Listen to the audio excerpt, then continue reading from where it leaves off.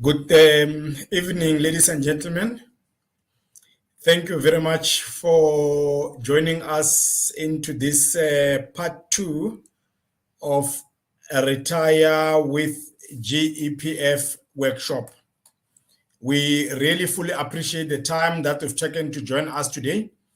We do not take this time for granted. Just as a background recap, you will recall that yesterday we ran a workshop called Retire with Gepf workshop part 1. So that was run yesterday on Monday. Today is Tuesday, and it's a follow-up workshop on part 2, which is continuation of yesterday's workshop. It's critical to mention, ladies and gentlemen, that today's workshop is primarily focused on a case study. A case study that is going to interrogate benefit statement, especially around Gepf option on retirement. Let me proceed to give a disclaimer because the next session that we're about to conduct veers in the realm of financial advice because there are analytical work that has been conducted. Therefore, we brought in an authorized financial services provider in the name of Net Wealth Analytics, which is authorized by Financial Sector Conduct Authority under license number 45110. The objective here was so that we bring an organization or an entity that is authorized by the FSCA so that it can then conduct an analysis on behalf of Center for Retirement and Advice so that that analysis then can be used in what we are about to discuss further beyond this point. Let me proceed by presenting to you a benefit statement. We are all familiar with this statement as Gepf members. My apologies. We are familiar with this benefit statement. This benefit statement was acquired on the 17th of March 2023, so it is quite recent. So therefore, what are the hallmarks of the benefit statement that I need to bring to attention?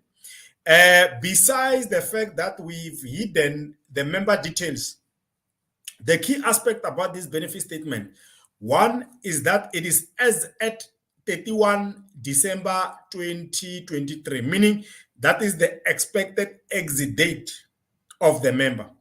Therefore, if that is the case, date of birth of the member is 1967, 30th of October. So already you can now, when you deduct and do age mapping, you can then see that the member is 56 years and 2 months as a date of exit, which is 31 December 2023. So that effectively tells us that the member is indeed 56 years and 2 months. Further information around this benefit statement of importance is that the member started working on the 1st of January 1996. It's very important. Note that date, which is pensionable service date. But the total pensionable service for the member is 32 years and 5 months. So if you start calculating from 1996, you will observe that it does not make 32 years. Yes, you are right. Because this member belongs within the service cluster, which is SAPS, military, as well as intelligence. So that cluster, their years get boosted. So this member was boosted 4 years and 5 months additional service years as a result of this particular member being part of the service members. Gepf distinguish between two types of membership. There is service members and there is other members.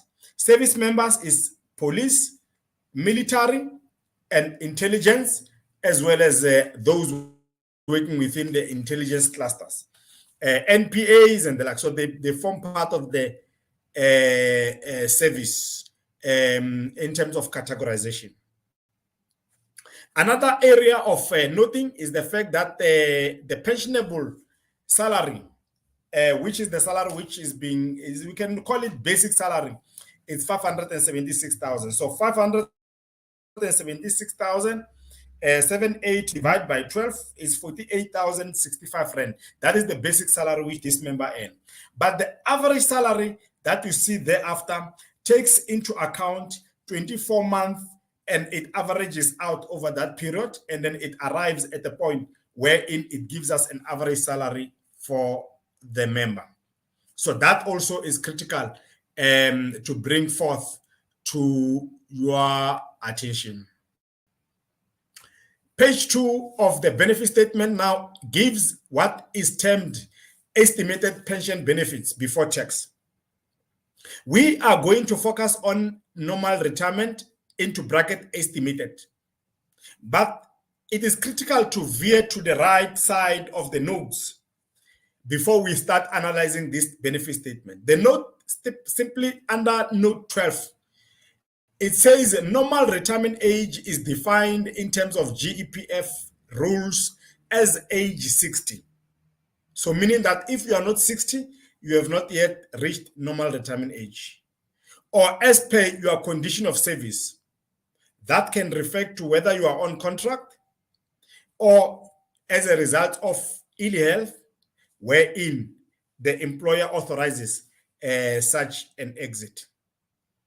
And another item that I need to bring in, it says these benefit calculations are estimated and assume that you will retire at age 60. So what this means is that the benefits, as you see them here on this benefit statement on the left, they assume that the member will retire. What that means is that they are forward-looking. The member right now, as at date of the benefit statement, will be 56 years and 2 months. But these numbers that you see, monthly pension into bracket annuity, lump sum into bracket gratuity, assumes that the member is 60 years old. So it's a forward-looking assumption number. It is not based on the date of the age of the member, which is 56 years and 2 months. It further proceeds to say if you are older than 60 years, your retirement benefits have been estimated up to age 65. So if you reach 60, you are 61, 62, and you receive benefit statement, just know that such a benefit statement assumed you to be 65 using prevailing information as per page 1 of the benefit statement. And it says if you choose to retire before you turn 65, your estimated benefits are reflected on this statement will be adjusted. So meaning that what you see on the benefit statement, if you are 61, 62, will not reflect what you will get when you retire at that age. It will be adjusted lower so that it can match the age that you are at. So that is an important information because majority of the members will be 57 years old, 58 years old, then they decide to retire. And then from there, the amount that they get, gratuity, and the annuity that they get is less than what they saw on the benefit statement. And the view there is that no, GPF has robbed me. So here we're just bringing it to attention that actually the benefits are forward-looking and your age will determine whether the benefits will be adjusted lower or not. That point is very important to bring to the fore. Let's proceed, ladies and gentlemen. Now we are about to analyze that statement that we've just shown you earlier on page 5 and page 4. Now we are looking into gratuity and annuity taxation process. What is important here to note is that the gratuity will be taxed and the annuity, which is the monthly pension, will be taxed. Gratuity, because it's lump sum, will be taxed according to retirement lump sum tax tables, and the annuity will be taxed according to pay as you earn, payee tax table. because within the eyes of the taxman, the annuity represents a salary. It's like you are still working. Then it will be taxed according to pay as you earn. So what normally happens here, GPF, when they're about to pay a gratuity, they will go to SARS and say, SARS, this member has got X amount of lump sum. How much should we tax them? And then SARS will then issue what is called tax directive and inform GPF that based on the numbers or the lump sum, kindly pay us X and pay the member the balance, which is Y. And then equally on the annuity, it's a monthly run wherein GPF will pay SARS on a monthly basis on a payee scale. So that one is a very important point. So we are just summarizing the taxation process for you. We brought again the same information because now we are about to analyze. We also repeat that the member is born 1967, 30th of October. So as at estimated benefit statement date, which is 31 December 2023, it means the member is 56 years and 2 months, 56 years and 2 months. So let's go and check now, what does that mean? Another aspect that we raised was that the member started working 01/01/1996. So there is this rule that is pre-1 March 1998 vested right. What is that?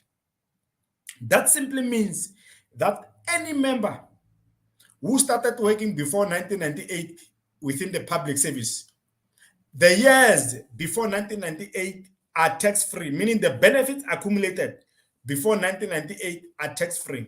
However, the benefits accumulated from 1998 1 March up to date, that period is taxed or taxable.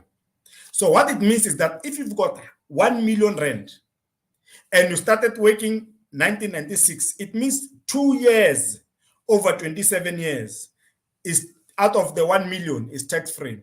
However, 25 years out of the 27 years of the 1 million, that will be taxable. That is the simplest way of explaining this slide. So what this says is that because this member here, from 1996, 1 January to 1 March 1998 represent 2 years. It means 2 years out of the 27 years will be tax-free, but 25 years out of the 27 years will be taxed. Now let's go and check what are we looking at in relation to this aspect.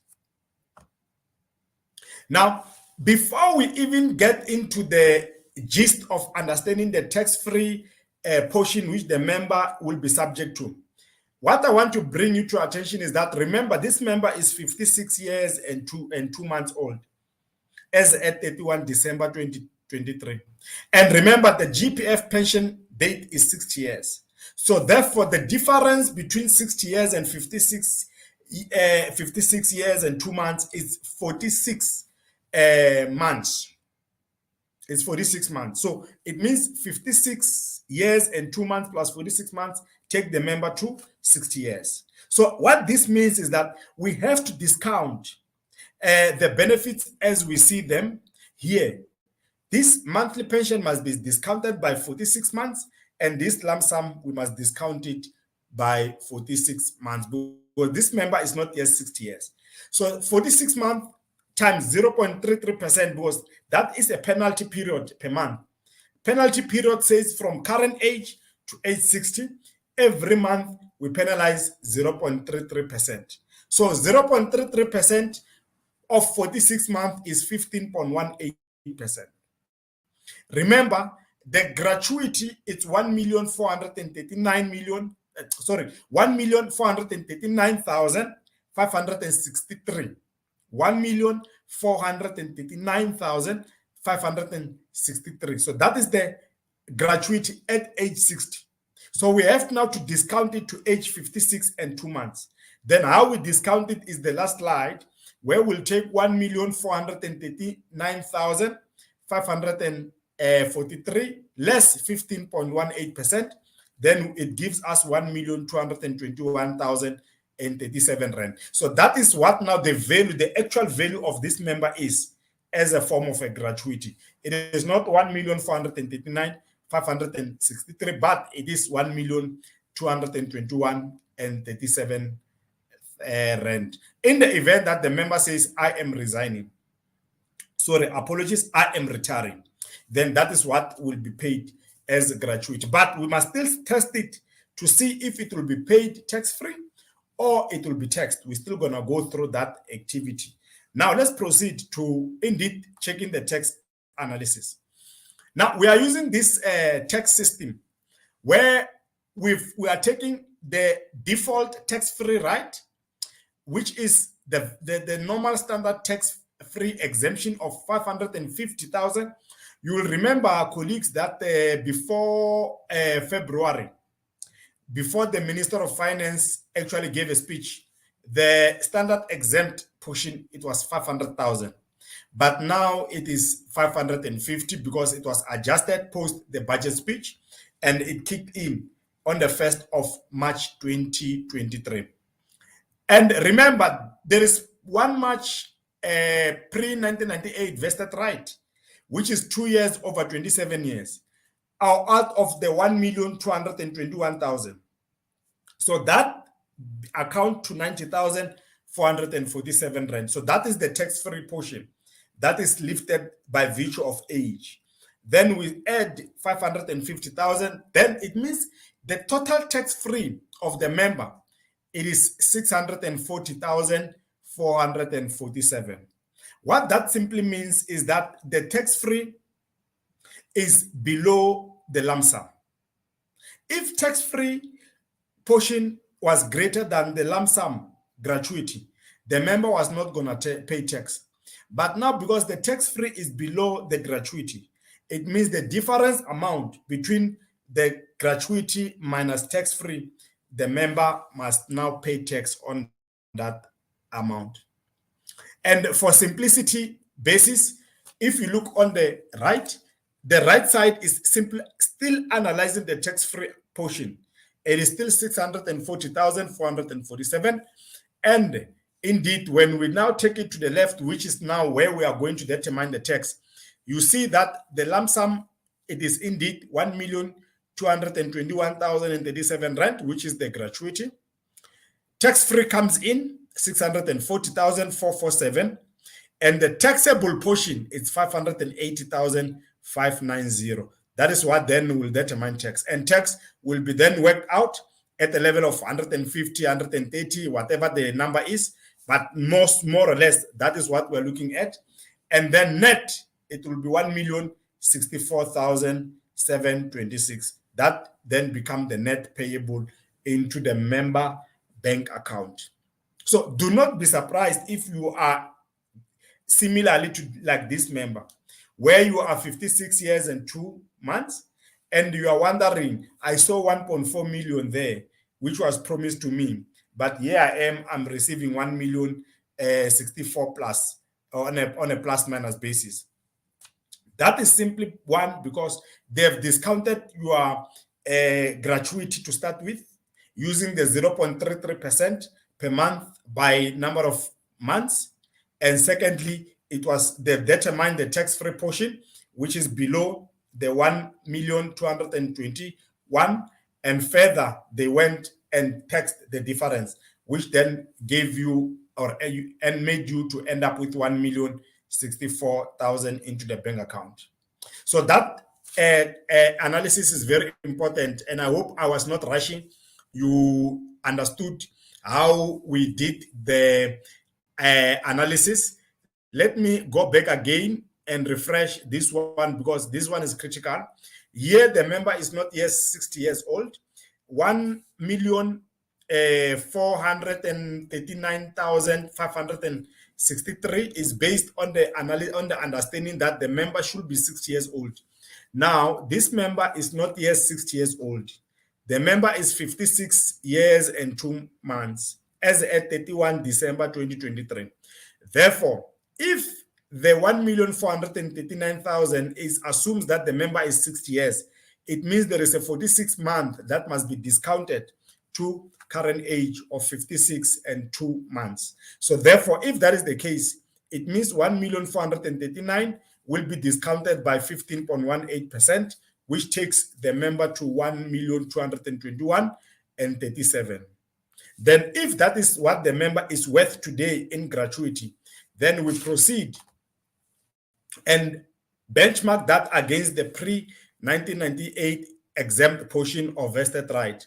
And we see that the vested right, those 2 years, represent 90,447.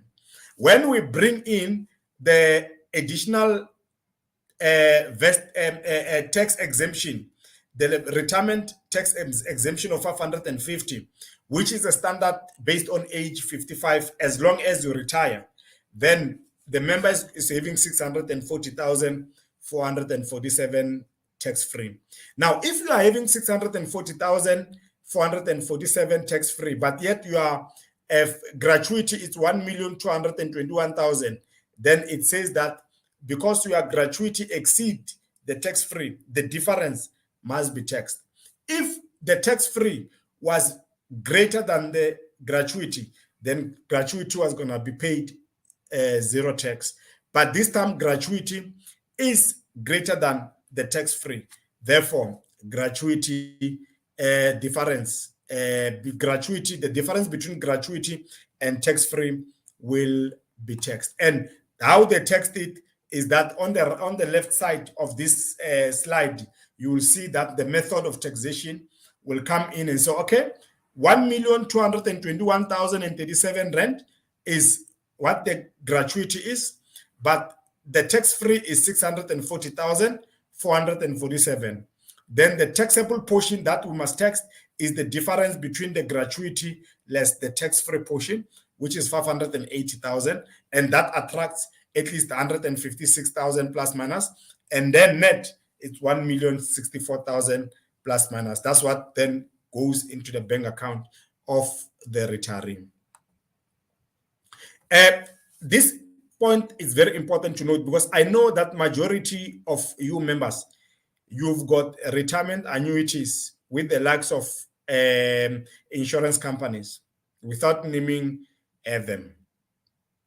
It's very important that to note, I think, that when you've got a retirement annuity and you turn 55, 56, and you start cashing that retirement annuity, you are not realizing the impact that will have on you later on when you retire.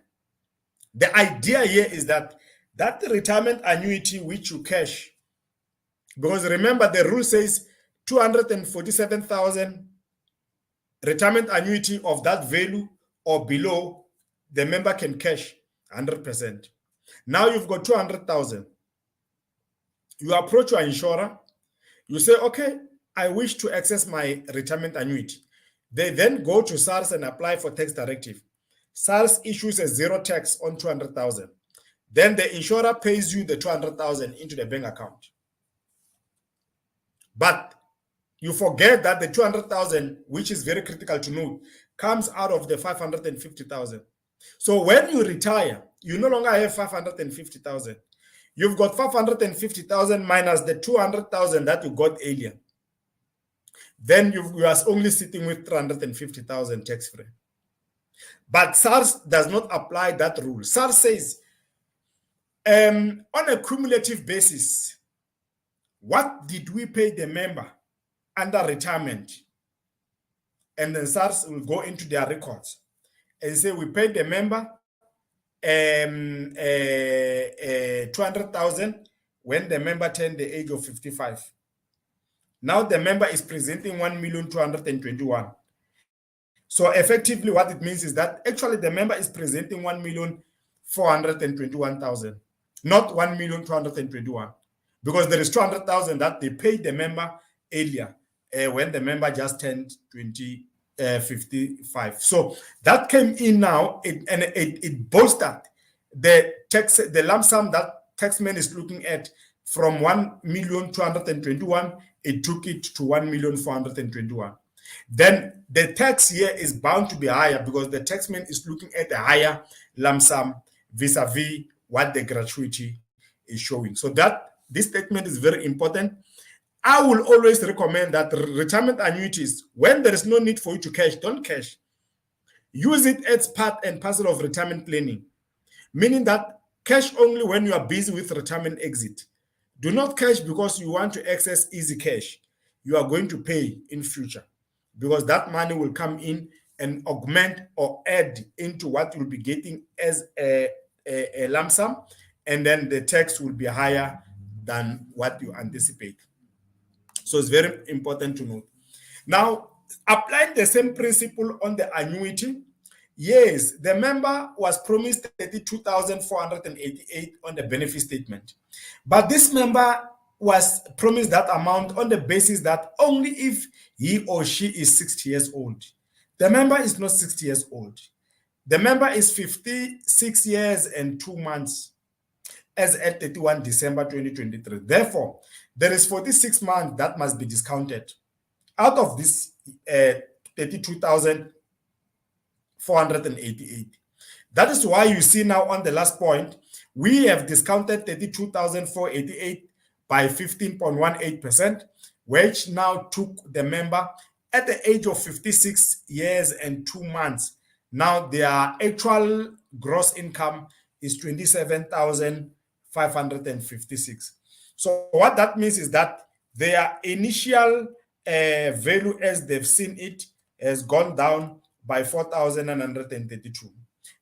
27,556, it is what you start with now at 56 years and 2 months. What that means effectively is that when you turn 60, it will not change to be 32,488. No, you are locked on 27,556. Only thing that will happen now is that when you turn 57, GPF will announce increases. 58, 59, only increases will adjust your gross income. Not that the money when you turn 60 will change to 32,488. That's not what it is. Only thing that happens here is that the growth that normally takes place is the one that will adjust your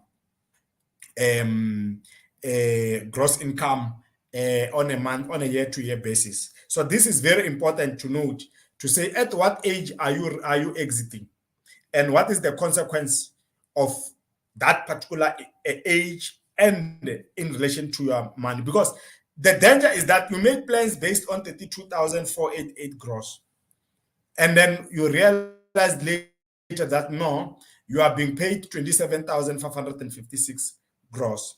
That has got a huge impact in your financial planning. So it means effectively you will be having less money to live on than what you anticipated.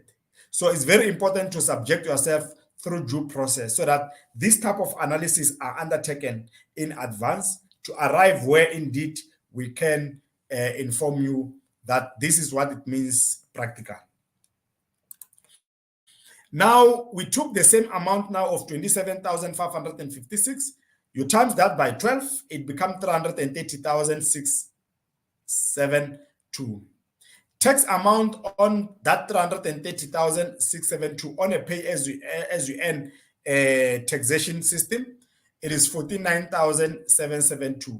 And this is for 2023-2024 income tax year. Then 49,772 divided by 12, then it means the member is paying 4,148 on tax. Then we come in and say, well, how much in the bank account is this member going to have? It will be 27,556 minus 4,148. Effectively, it means in the bank account, if we don't take medical aid deduction by GPAA, it will be 23,408. That's what you need to actually start planning, that this is how much I'm going to live on. You remember you moved from 32,488 to 27,556 gross, and not net in the bank account, it will be 23,408. It's very important to conduct this activity, very important, because you don't want to make a mistake where you think that you are going to live off 32,488. That is a very dangerous mistake, and that mistake can throw you off financially at retirement and leave you vulnerable. So we are bringing this information because here it's an education, it's a workshop. Our aim is to make sure that we inform and we educate so that you are able to make informed decisions. So with this, we are bringing quantitative numbers to the fore, which I'm sure GPF can never conduct this type of analysis for you so that you are able to, not that they can't, they can, but are they willing? I doubt that they are willing. So if, therefore, we can, we are here to bring positions. I wish to bring to our attention, ladies and gentlemen, that on the date soon to be announced, when we are done with the 4-day series of post-retirement workshop, starting with indeed what we started with day one, part one, where we did retire with GPF context. Today we are doing retire with GPF part two analysis. Tomorrow is resign from GPF part three, and then transfer option. And then on Thursday, it will be resign from GPF part four, cash in the bank account. We are going to conduct a Q&A session with you where we're going to spend time without running slides, only allowing you to ask us questions, because we believe you'll have gone through part A to part one to part four, and then you've taken notes, and consequently you have developed questions so that we can engage fruitfully when we do the Q&A on the date soon to be announced. So that is what this means. So you must then say, if you are this client who's 56 years and 2 months and retiring 31 December 2023, then you must know that you are starting your income on 23,408. And this does not take into account medical aid. So if medical aid is 3,000, it means net after medical aid will be 20,408. If medical aid is 2,000, then you're gonna be earning 21,408. I'm just giving an example that you must also factor in medical aid expenditure on this. Then the net of it is what then you must take into account as what you should live on. That is why we always encourage members that please make sure that when you retire, you don't have liabilities. Credit cards are fully paid, cars are fully paid, houses, bonds are fully paid, so that by the time you get 20,000, it does not compete with all those financial needs, pressures, which then will make sure that you don't live comfortably at retirement. We bring back this benefit statement again for Riash. Then we conduct an analysis. It's a therefore. A therefore simply means based on that analytical work conducted, what does it mean in practice? Maybe going back to the benefit statement, you will see that the resignation benefit at the bottom is 4,490,706. I need to bring it to attention that this 4,490,706, it's a value as at today, as at 31 December 2023. It does not, it's not a forward-looking value at 60, no. That is the value of the member in the fund. It's called actual interest. It's the value of the member as at age, date of exit. Unlike what you see on normal retirement,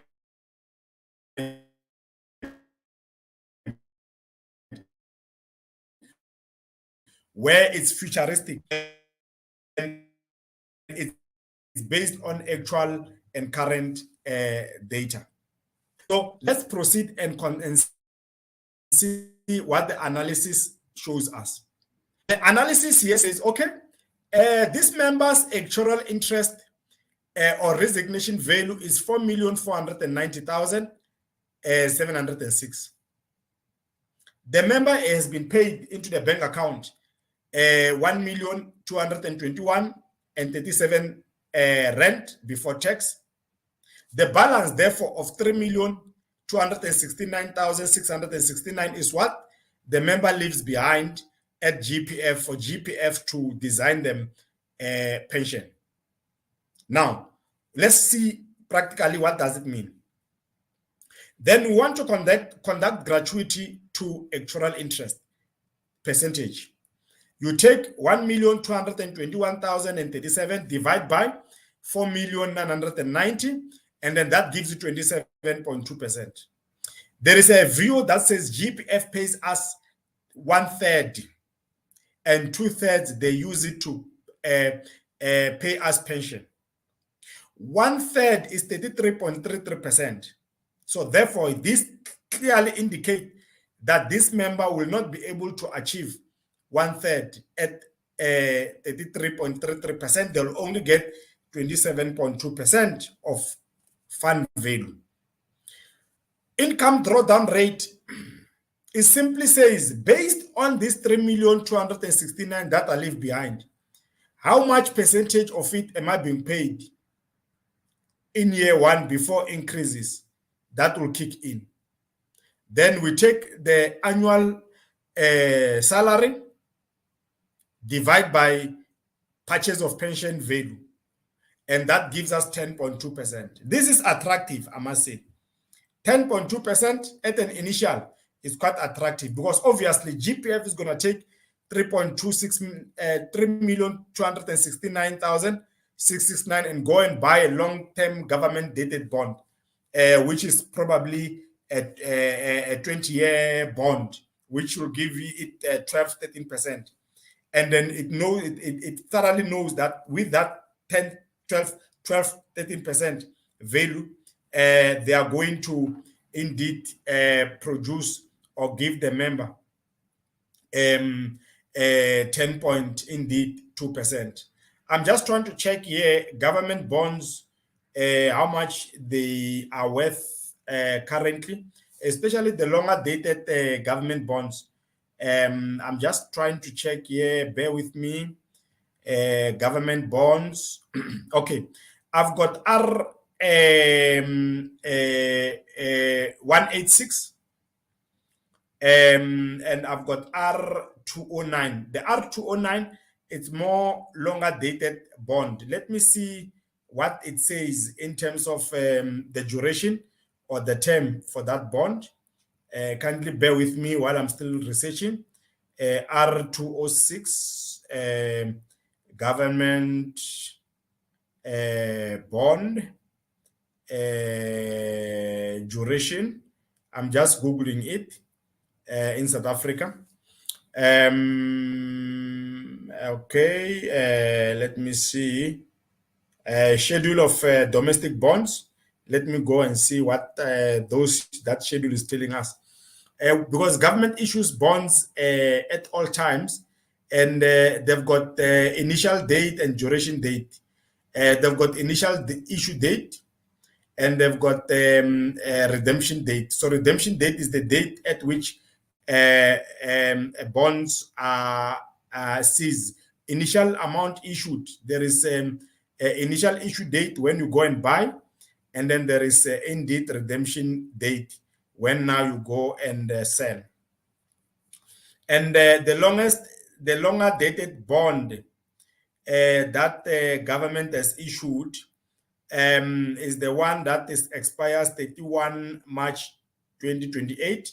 And obviously, these were bought 27 September 2007. So already you can start to see that this was more or less a 20-year bond, and they keep on renewing these bonds on an ongoing basis. So that's what my point is here, that government takes, GPF will take 3,269,000 and go and buy a longer dated bond because they know that pension, they need to pay you a monthly pension for life. So it makes sense that they go and buy a 20-year bond.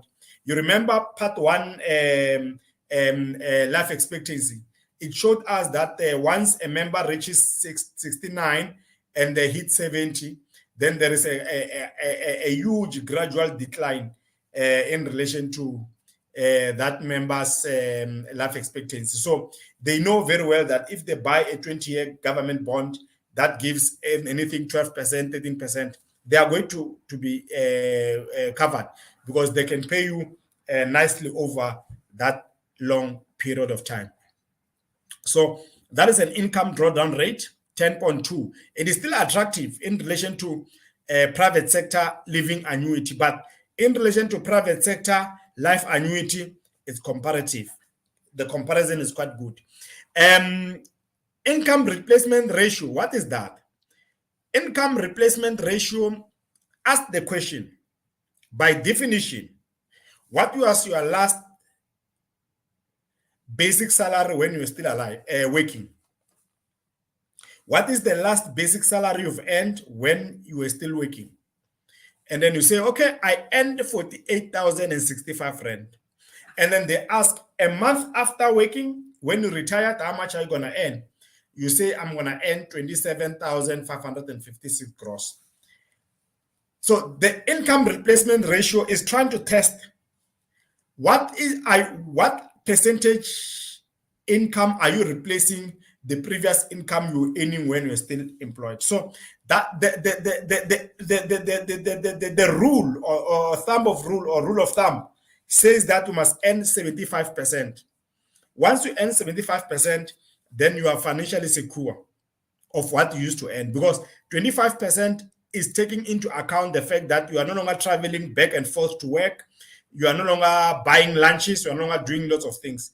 So 75% gross is a reasonable number to make sure that you are able to retire comfortably. Now, this member here, their income replacement ratio is 57.4%. What does that mean? It means this member was only able to replace 57.4% of their last basic salary when they were still working. Their basic salary was 48,065 rand, and now they are earning 27,556. So effectively, they've replaced 57.4% of 48,000.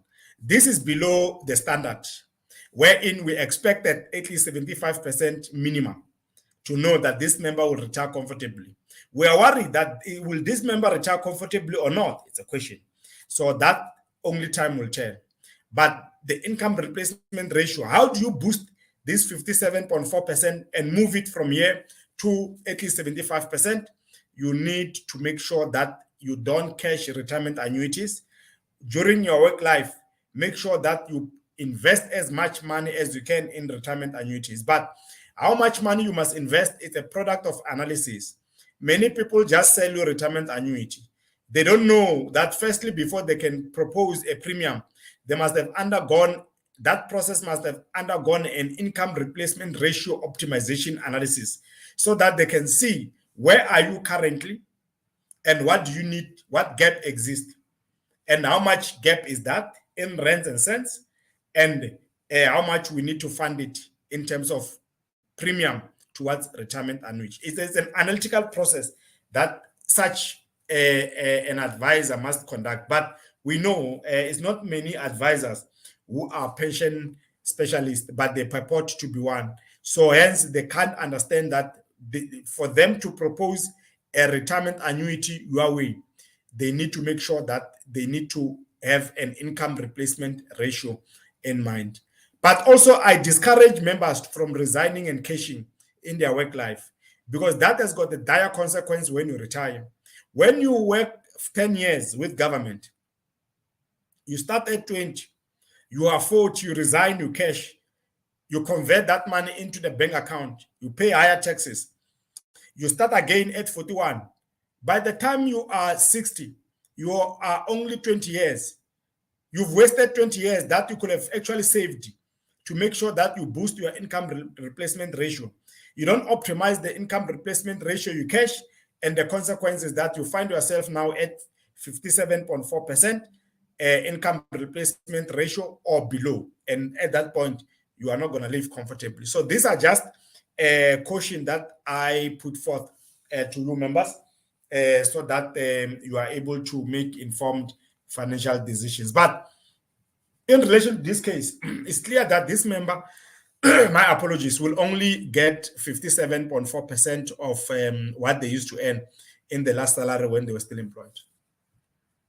The question is, will they be able to live comfortably or not? That's the question that indeed needs to be interrogated. But in the main, GPF is a life annuity. They operate as a life annuity structure. That's why they are defined benefit fund. So how it is structured is that it is structured one as a joint and survivor life annuity pension. So joint and survivor operate more like surviving spousal pension entitlement, where if you retire, you've got a spouse, you die, the spouse will continue to earn a particular percentage until their death. When you've got a spouse and you retire, or you've got a spouse, you retire, and the spouse dies before you, and then you die after, then there is no longer anyone who's going to inherit the spousal pension. That's how it is. It's joint and survivor life annuity in its design. It carries 5-year guaranteed period, which says if you die from 60 years, if you retire to 65 or date of retirement to 5 years. In between, the classical example, easiest one is when you are 60, you die in between before you reach 65. Then the different period from date of death to 60 months, those remaining months, they convert them and pay by multiplying with income, monthly income as a date of death. We've done enough work on this one on part one, so I'm sure you are familiar with that analysis. And as part of the non-contributory benefit, GPF is having child or children pension. And that the child pension in the main, what does it say? It says that if you've got children, you retire and you've got children below the age of 22. Then if you die while they are still aged below the age of 22, and they are of sane mind or sane health, they are not being categorized as disabled, then it means, therefore, those children will earn monthly pension until they are age 22. Once they turn 22, it does not matter what they do in life, their pension will cease, and thereafter there won't be any pension. If at the point of death as a pensioner, you don't have a spouse, then the spousal pension is forfeited. And if your children are above the age of 22 as at date of death as a pensioner, then it means child pension is forfeited. The only benefit which can be asked is, did you die within 5 years? If yes, then the difference between date of death to 5 years will be converted as a lump sum. But if you die after 5 years, then it means there is no longer lump sum payable to the family. The only thing that the family can go and claim at GPF is 15,000 funeral benefit, because that one, it does not have conditions. As long as you retire with GPF, 15,000 is stuck with you for life until they review it in future to be a higher funeral benefit amount. So this is just the tax table that we use for base tax. Now, the question is now, Edward, I hear you. You've taken me through part one. You've taken me now through part two. The question then to you, Edward, is should I retire on GPF? Because my circumstances dictate that I should consider or ask this question.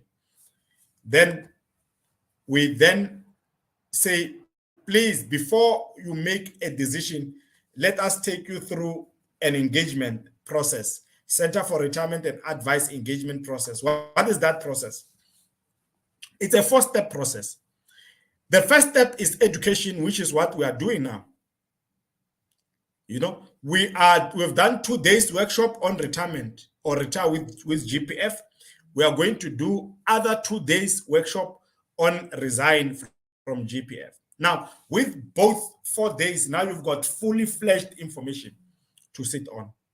Then the next step is to enroll yourself through retirement benefit counseling. You contact Center for Retirement and Advice, and then you request to be enrolled into retirement benefit counseling. Then that retirement benefit counseling is going to take you through due process, analysis of your benefit statement, pros and cons based on your material personal information, and then also then allow for a face-to-face consultation meeting where we give you the outcome of the benefit statement analysis. And based on that, then you move to step 4, where now you decide on the best exit option after that extensive consultation. We believe through that 4-step process, you will have done your proper due diligence, and there's no way in which you can argue that I did not know. You'll have gone through due process, and you'll have done your paid work, and you are subjected to indeed thorough analysis. And indeed, a role of a retirement benefit counselor is to provide you, a retirement fund member, with a comprehensive view of available exit options needed for a decision when you reach retirement age, to help you understand the available options at your disposal with regard to retirement benefit, explain how annuities work to provide monthly income, and where necessary, link you with a panel of independent financial advisors who and indeed are fully trained and qualified to navigate you through rough seas. So through that, I think we believe that this process will put you at a great threat, and that process is zero cost. You don't pay anything to be subjected to that process. So what it means is that you don't pay anything to be taken through this indeed due process. So first step, moving to first step, which is what we are doing now, education. Step 2, call the nationwide hotline 086 001 7402. You can never go wrong.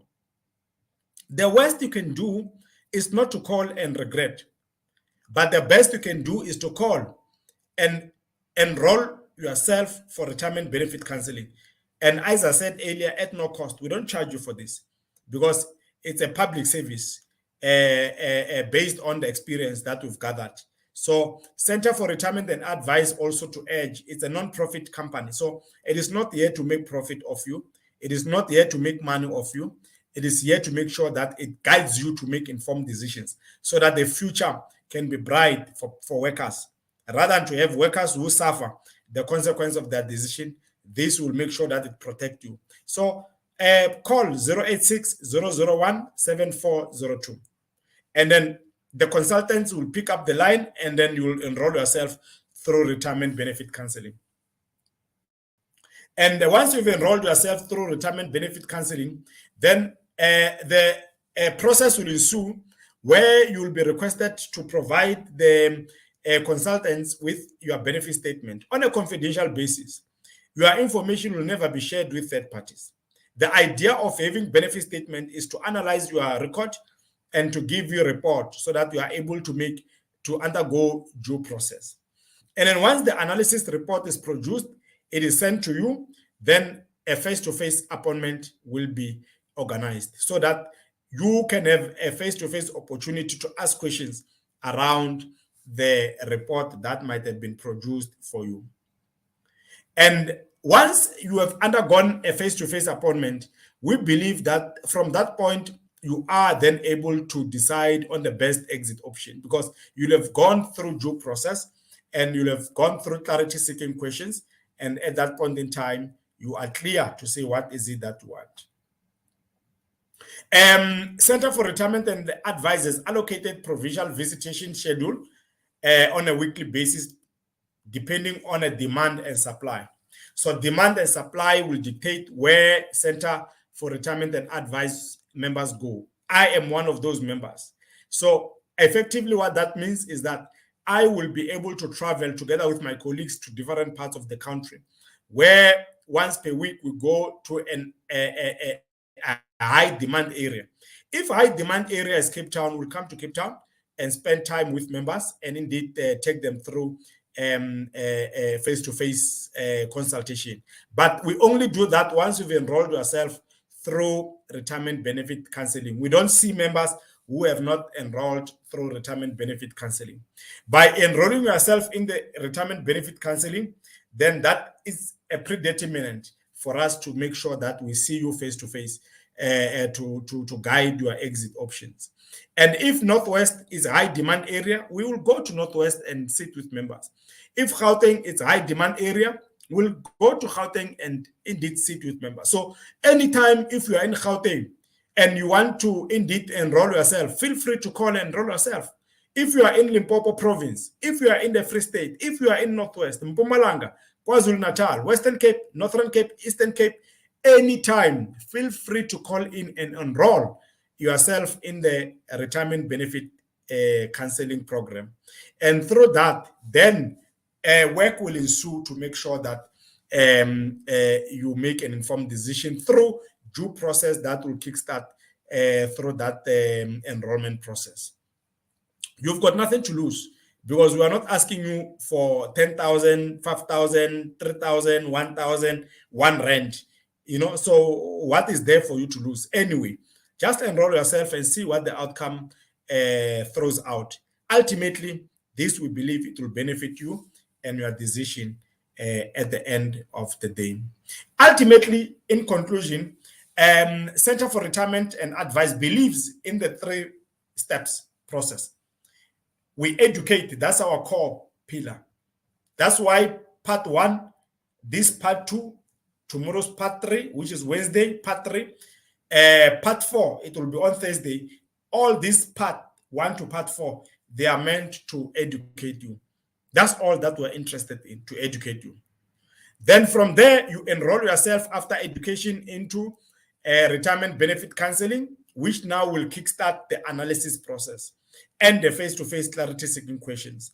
Thereafter, based on demand and supply, then we'll go through provinces to go and meet members who, if KZN has got too much demand, then we'll go to KZN and make sure that we meet members. If Gauteng has got too much demand, we'll go to Gauteng and make sure that we see members. So we are available to move across the country on a need basis to go to make sure that we assist members to make decisions.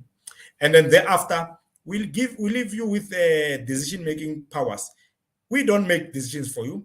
You've got the authority to make these decisions on yourself. We trust you enough that after you've undergone education, analysis, as well as a due process, then you are empowered to make your own decisions on whether you want to retire with GPF or indeed whether you want to resign in cash or you want to resign and transfer. From there, that decision is empowered. No one can argue differently.